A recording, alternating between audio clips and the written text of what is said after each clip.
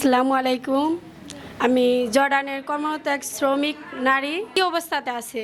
তো আমরা জর্ডান থাকা অবস্থায় কর্ম অবস্থায় তো আমরা আপনাদের কাছে আবেদন জানাতে চাচ্ছি যে আমরা ভালো আছি না, এই জায়গায় ভালো নেই। আমরা আমাদের ফ্যামিলি, আত্মীয় স্বজনরা, ভাই বোনেরা, শিক্ষক ছাত্রীরা ভালো নেই।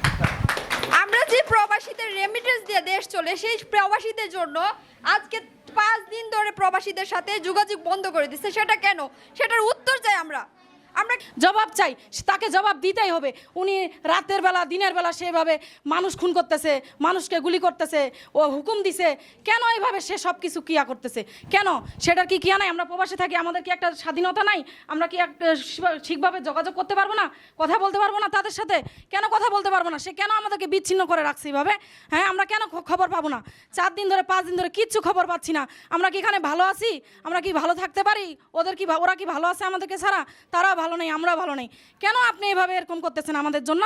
কেন বিমানে আমাদের নিবে না? কেন নিবে না? তারা খালি বিমান উড়াক, আমরা দেখতে চাই যে আমাদের প্রবাসী কি কোনো টাকার মূল্য আছে না? সরকারের কোনো মূল্য আছে? সবাই সরকারের ভালো। আর সবচেয়ে বড় কথা স্টুডেন্ট, ওরা তো স্টুডেন্ট, ওরা কিন্তু অস্ত্র নিয়ে ঘুরে না, কিন্তু আপনারা ওদেরকেই মারতেছেন, সরাসরি বুকে গুলি করতেছেন। আচ্ছা, কারো ভাই মারা যাইতেছে, কারো বোন মারা যাইতেছে, এটা আমরা কখনোই কাম্য করি না। আমরা চাই আমাদের দেশ শান্তিপূর্ণ দেশ হোক এবং মেধা দিয়ে সবাই আগাক। জানতে পারতেছি না আমার ভাই কোথায় আছে, আমার বাবা কোথায় আছে, আমার মা কোথায় আছে, তাদের অবস্থা কি আছে। 3 দিন যাবত আমরা অনেক চেষ্টা করেও পারি না। আমরা তাদের থেকে কত দূরে থাকি, তারা সারাক্ষণ আমাদের নিয়ে যেমন চিন্তা করে, আমরা তাদের নিয়ে চিন্তা করি। আজকে আমরা সব যেন বন্ধ করা হোক। বিশেষ করে আমরা যারা প্রবাসে আছি, আজ বিগত 4 দিন হয়ে গেল দেশের সাথে আমাদের কোনো যোগাযোগ নাই।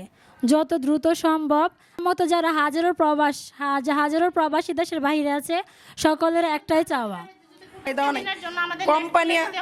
কোম্পানি প্রবাসে অনেক কষ্টে আছি, নিজেদের ফ্যামিলির সাথে কথা বলতে পারতেছি না। মাননীয় প্রধানমন্ত্রীর কাছে আমাদের একটাই আবেদন, আমাদের ফ্যামিলির সাথে কথা বলার একটা সুযোগ করে দেখ, তারা নেটওয়ার্কটা চালু করে দেখ।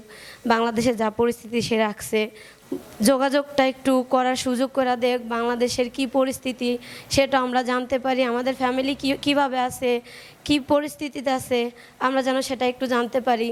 কেউ আদৌ ভালো আছে কি ভালো নাই। আমরা প্রবাসে খুবই কষ্টে আছি নিজেদের ফ্যামিলির সাথে যোগাযোগ করতে না পারার জন্যে। পালন করি, অথচ আমাদের কোনো সুযোগ সুবিধা মাননীয় প্রধানমন্ত্রী আপনার যাতে এই নেটওয়ার্কটা অতি তাড়াতাড়ি ঠিক করে দেয়, আমরা যাতে কথা বলতে পারি, ছাত্রদের আন্দোলনের দাবিটা যাতে মাইনে নেয়।